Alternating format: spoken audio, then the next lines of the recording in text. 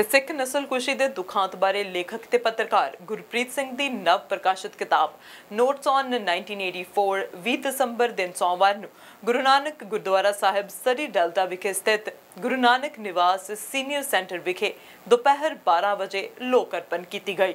ਇਸ ਕਿਤਾਬ ਰਾਹੀਂ ਲੇਖਕ ਨੇ ਸਿੱਖ ਨਸਲਕੁਸ਼ੀ ਦੇ ਮੁੱਦੇ ਨੂੰ ਉਭਾਰਦਿਆਂ ਕੌਮਾਂਤਰੀ ਮੰਚ ਤੇ ਇਸ ਦੀ ਨਸਲਕੁਸ਼ੀ ਵਜੋਂ ਮਾਨਤਾ ਦੇ ਲਈ आवाज उठाई है। गुरप्रीत सिंह ने सिखां दी नस्लकुशी दे मुद्दे दा मुलांकन कौमांतरी पद्धर दे घल्लूकारियां अते नस्लकुशियां नूं सामने रख के कीता है। चेतना प्रकाशन वालों छापी गई एक किताब मरहूम पत्रकार ते एक्टिविस्ट जरनैल सिंह नूं समर्पित की गई है, जिन्हां दिल्ली विधान सभा विच सिख कतलेआम 1984 दा मता पास करवाया सी। बेबाकी नाल लिखण वाले गुरप्रीत सिंह वालों इस मौके ते पहुंचण लई सबना दा धन्नवाद कीता गया। देखो एक खास रिपोर्ट।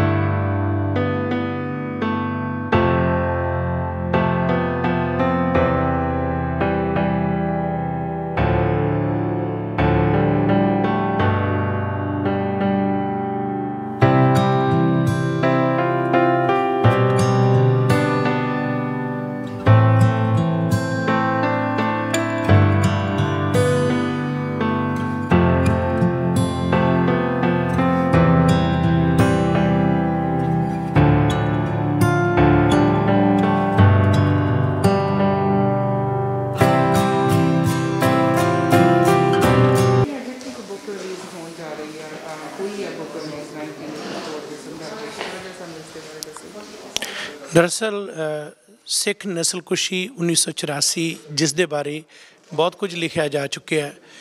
गुरप्रीत सिंह इत्थों के लेखक पत्रकार मीडिया कर्मी उन्होंने हुण तक इस दे बारे जिन्ने अपने लेख लिखे जिन्हां दा संदर्भ कौमांतरी मंच ते सिख नस्लकुशी की अहमियत ते इस दुखांत नूं पेश करना उस प्रोस्पैक्टिव दे बेस ते इन्हां ने किताब लिखी है नोट्स ऑन 1984 अंग्रेजी दे विच चेतना प्रकाश ने इनू प्रकाशित किया।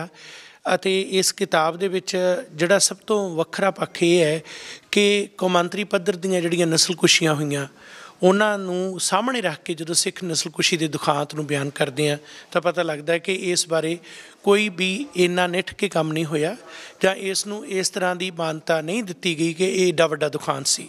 सो इस किताब दे विच उन्होंने कोशिश की है कि उन्होंने सारे संदर्भां नूं एक थां ते एक मंच ते रखा जाए, क्योंकि अजे तक लोग इस नस्लकुशी मनण लई खास तौर पर हुकूमतां तैयार नहीं। जबकि जदों असीं बाकी कदे जैनोसाइड देखते हैं, होलोकास्ट देखते हैं, चाहे जोश का है, चाहे पर्ल हार्पर तो बाद जापानियां ते होए तशद्दद का है, जां फिर इस तो इलावा ईवन चीन दे विच ही खास मुस्लिम भाईचारे नूं निशाना बनाया गया, उस नूं भी कैनेडा ने अपनी पार्लीमेंट दे विच मन्निया नस्लकुशी। पर इस दुखांत दे बारे इन्नी गंभीरता क्यों नहीं? दूसरी गल ये भी है कि जिन्ना कुछ इस इतिहास के प्रसंग दे विच होना चाहिए सी उन्ना नहीं होया। दोषियों नूं सज़ावां नहीं मिलियां, अजे तक वो दर्दनाउंदे फिरदे ने।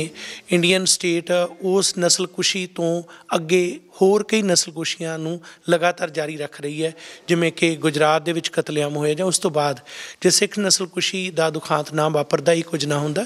सो इस किताब दे विच बहुपक्षी पसार ने।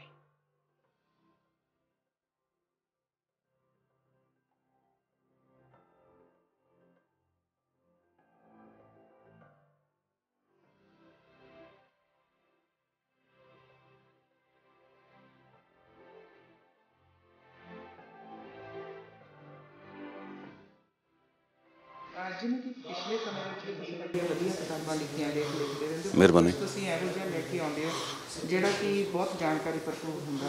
सो थोड़ा जिहा अज जिहड़ी बुक अज रिलीज़ कीती है इस बारे सानूं दस्सो। ये बलजिंदर जिस तरह जी किस पुस्तक है बेसिक जिहड़े मैं 84 के कतलेआम नाल जुड़े जिन्ने भी निबंध लिखे हुण तक जिहड़े जॉर्जिया स्टेट ने प्रकाशित किए, सबरंग इंडिया ने किए, वो सारिਆਂ ਨੂੰ ਲੜੀਬੱਧ ਕਰਕੇ किताब का रूप दिता गया।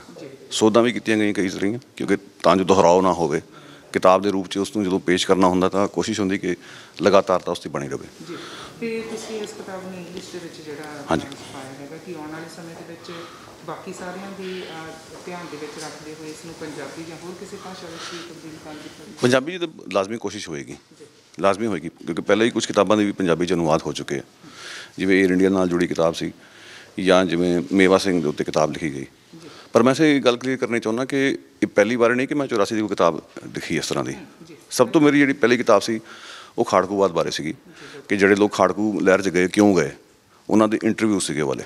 ਸੋ ਉਹਦੇ ਵਿੱਚ 84 ਦਾ ਮੁੱਦਾ ਬਹੁਤ ਉਗੜਵੇਂ ਰੂਪ 'ਚ, ਪ੍ਰਤੱਖ ਰੂਪ 'ਚ ਲੋਕਾਂ ਸਾਹਮਣੇ ਪੇਸ਼ ਕੀਤਾ ਗਿਆ ਕਿ ਬਲੂ ਸਟਾਰ ਜੇ ਨਾ ਹੁੰਦਾ ਜਾਂ ਕਤਲੇਆਮ ਨਾ ਹੁੰਦੇ ਤਾਂ ਇਹ ਸ਼ਾਇਦ ਨੌਜਵਾਨ ਖਾੜਕੂ ਬੰਦੇ ਹੀ ਨਾ, ਇਹ ਦੱਸਣ ਦੀ ਕੋਸ਼ਿਸ਼ ਕੀਤੀ ਗਈ ਸੀ। ਪਰ ਇਸ ਕਿਤਾਬ ਦਾ ਮਕਸਦ ਇਹ ਕਿ ਜਿਹੜਾ ਅੰਤਰਰਾਸ਼ਟਰੀ ਪੱਧਰ 'ਤੇ ਖਾਸ ਕਿਸਮ ਦੀ ਚੁੱਪੀ ਹੈ ਉਸ ਨੂੰ ਤੋੜਿਆ ਜਾਵੇ। ਨਾਲ ਦੀ ਨਾਲ ਜਿਹੜੇ ਅੰਤਰਰਾਸ਼ਟਰੀ ਜਿਹੜੇ ਹੋਰ ਮਸਲੇ ਨੇ, ਜਿਵੇਂ ਕਿ ਯਹੂਦੀਆਂ ਨਾਲ ਜੋ ਹੋ ਰਿਹਾ, ਅੱਜ ਕੋਵਿਡ-19 ਦੇ ਮੱਦੇਨਜ਼ਰ ਏਸ਼ੀਅਨ ਲੋਕਾਂ ਨਾਲ ਹੋ ਰਿਹਾ, ਉਹਨਾਂ ਸਾਰਿਆਂ ਨਾਲ ਜੋੜ ਕੇ ਵੇਖਣ ਦੀ ਕੋਸ਼ਿਸ਼ ਹੈ ਕਿ ਸਿਰਫ ਉੱਥੇ ਤੱਕ ਦੀ ਗੱਲ ਨਹੀਂ, ਹੁਣ ਵੀ ਹੋ ਰਿਹਾ। ਫਿਰ ਦੁਹਰਾਓ ਵੀ ਹੋਇਆ ਉਸ ਦਾ ਹਿੰਦੁਸਤਾਨ 'ਚ 2002 'ਚ, ਪਿਛਲੇ ਸਾਲ 2020 'ਚ ਉਸੇ ਦਿੱਲੀ ਨੇ ਮੁਸਲਮਾਨਾਂ ਦੇ ਖਿਲਾਫ ਉਸੇ ਤਰੀਕੇ ਦੀ ਹਿੰਸਾ ਵੇਖੀ ਜਿਸ ਵਿੱਚ ਸਟੇਟ ਪੂਰੀ ਤਰ੍ਹਾਂ ਮੁਲਵਸ ਸੀ। ਫਰਕ ਸਿਰਫ ਇੰਨਾ ਕਿ ਜਦੋਂ 84 ਦਾ ਕਤਲੇਆਮ ਹੋਇਆ, ਅੰਤਰਰਾਸ਼ਟਰੀ ਪੱਧਰ ਦੇ ਅਨੇਕਾਂ ਲੀਡਰ ਉੱਥੇ ਆਏ ਹੋਏ ਸੀਗੇ ਇੰਦਰਾ ਗਾਂਧੀ ਦੇ ਅੰਤਿਮ ਸੰਸਕਾਰ ਲਈ। ਐਤਕੀ ਟਰੰਪ ਆਇਆ ਹੋਇਆ ਸੀਗਾ ਉੱਥੇ ਜਦੋਂ ਉਹ ਵਾਲਾ ਕਤਲੇਆਮ ਹੋਇਆ। ਦੋਨਾਂ ਕੇਸਾਂ ਦੇ ਵਿੱਚ ਅੰਤਰਰਾਸ਼ਟਰੀ ਪੱਧਰ 'ਤੇ ਚੁੱਪੀ ਬਣੀ ਰਹੀ ਹੈ, ਉਸ ਨੂੰ ਤੋੜਨ ਦੀ ਨਿਮਾਣੀ ਦੀ ਕੋਸ਼ਿਸ਼। ਜੀ, ਤੇ ਇਸ ਕਿਤਾਬ ਬਾਰੇ ਦੱਸੋ ਕਿ ਕਿੱਥੇ ਅਵੇਲੇਬਲ ਹੋਵੇਗੀ, ਕਿੱਥੋਂ ਪ੍ਰਾਪਤ ਕਰ ਸਕਦੇ ਹੋ? ਇਹ ਐਮਾਜ਼ੋਨ 'ਤੇ ਵੀ ਅਵੇਲੇਬਲ ਆ, ਅਤੇ ਚੇਤਨਾ ਪ੍ਰਕਾਸ਼ਨ ਦੇ ਸਤੀਸ਼ ਗੁਲਾਟੀ ਸਾਹਿਬ ਅੱਜ ਕੱਲ੍ਹ ਇੱਥੇ ਨੇ। ਸੋ ਉਹਨਾਂ ਨੇ ਜਨਵਰੀ ਦੇ ਪਹਿਲੇ ਹਫ਼ਤੇ ਤੱਕ ਇੱਥੇ ਰਹਿਣਾ। ਉਹਨਾਂ ਦਾ ਪੁਸਤਕ ਜਿਹੜਾ ਪ੍ਰਦਰਸ਼ਨੀ ਉਹਨਾਂ ਦੀ ਲੱਗੀ ਹੋਈ ਹੈ ਸਰੀ ਵਿੱਚ, 83 ਤੇ 128 ਸਟਰੀਟ ਦੇ ਖੂੰਜੇ 'ਤੇ, ਮੇਡ ਇਨ ਇੰਡੀਆ ਪਲਾਜ਼ਾ ਵਿੱਚ। ਤੁਸੀਂ ਜਾ ਕੇ ਉੱਥੋਂ ਵੀ ਪ੍ਰਾਪਤ ਕਰ ਸਕਦੇ ਹੋ। ਕੀ ਮੈਸੇਜ ਹੈ ਤੁਹਾਡਾ ਸਾਰਿਆਂ ਦੇ ਲਈ? ਮੈਸੇਜ ਇਹ ਕਿ ਇਸ ਨੂੰ ਭੁਲਾਇਆ ਨਾ ਜਾਵੇ, ਇਸ ਦੁਖਾਂਤ ਨੂੰ ਯਾਦ ਰੱਖਣਾ ਬਹੁਤ ਜ਼ਰੂਰੀ ਹੈ, ਕਿਉਂਕਿ ਜਿਹੜਾ ਇਹਨੂੰ ਭੁਲਾਉਣ ਦੀਆਂ ਕੋਸ਼ਿਸ਼ਾਂ ਹੋ ਰਹੀਆਂ ਉਹਦੇ ਕਰਕੇ ਕਈ ਸਮੱਸਿਆਵਾਂ ਹੋ ਰਹੀਆਂ। ਅਤੇ ਹਾਕਮਾਂ ਨੂੰ ਮੂੰਹ ਪੈ ਗਿਆ ਕਿ ਇੱਕ ਤਾਂ ਉਹਨਾਂ ਲੋਕਾਂ ਨੂੰ ਕਹੋ ਕਿ ਭੁੱਲ ਜਾਓ, ਫਿਰ ਉਸ ਨੂੰ ਬਾਰ-ਬਾਰ ਦੁਹਰਾਇਆ ਜਾ ਰਿਹਾ ਉਸ ਦੁਖਾਂਤ ਨੂੰ ਕਿਸੇ ਨਾ ਕਿਸੇ ਰੂਪ 'ਚ। ਸੋ ਸਾਡੇ ਲਈ ਜ਼ਰੂਰੀ ਕਿ ਉਸ ਨੂੰ ਯਾਦ ਜ਼ਰੂਰ ਰੱਖਿਆ ਜਾਵੇ ਔਰ ਜਿਹੜੇ ਸਬਕ ਨੇ ਉਹ ਲਏ ਜਾਣ। ਜੀ, ਬਹੁਤ ਸ਼ੁਭਕਾਮਨਾਵਾਂ ਜੀ ਤੁਹਾਨੂੰ। Thank you. ਮਿਹਰਬਾਨੀ, ਤੁਹਾਡਾ ਵੀ ਧੰਨਵਾਦ ਆਉਣ ਲਈ।